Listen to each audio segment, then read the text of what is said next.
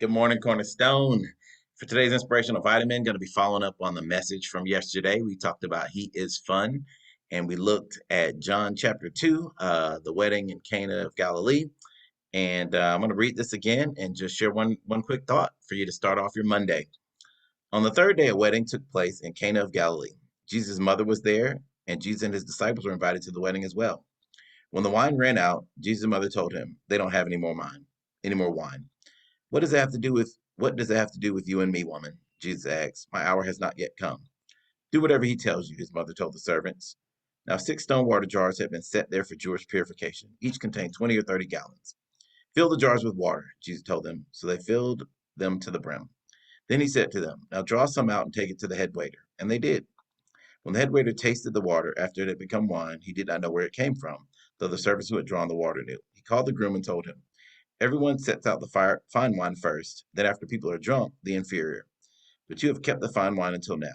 Jesus did this, the first of his signs in Cana of Galilee. He revealed his glory, and his disciples believed in him. After this, he went down to Capernaum, together with his mother, his brothers, and his disciples, and they stayed there only a few days. One of the interesting things about this story, at least metaphorically, I think for our lives, is these guys run out of wine at the wedding, and I was thinking about this, and I actually forgot to mention it yesterday, but you know, at some point in all of our lives, the wine is going to run out. And what I mean is there's going to be an unexpected problem.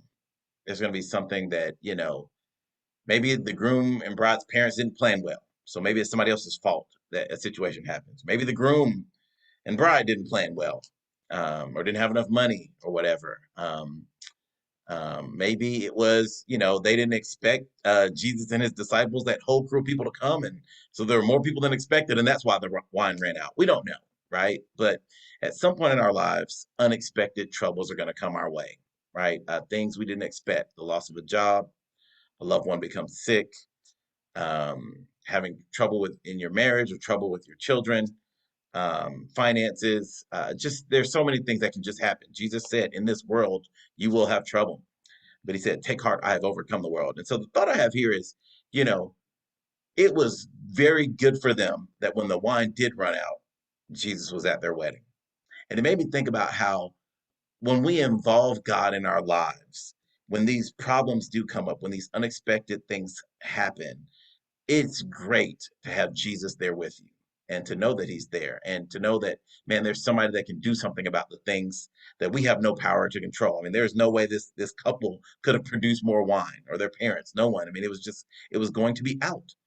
And Jesus, although it wasn't his time, took care of the situation and again went above and beyond. They're like, man, this is the best wine we've ever tasted, right? And six, 20 to 30 gallon jars full. I'm sure they had wine for the rest of the week, wine they could sell off.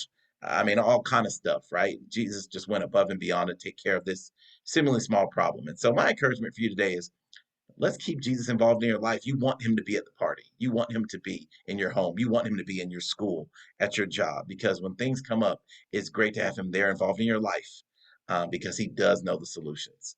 So that's the inspirational vitamin for the day. Hope you're encouraged. Hope you have a great Monday. And let's continue to seek out and relentlessly pursue knowing who God is, who he is. Love you, Cornerstone.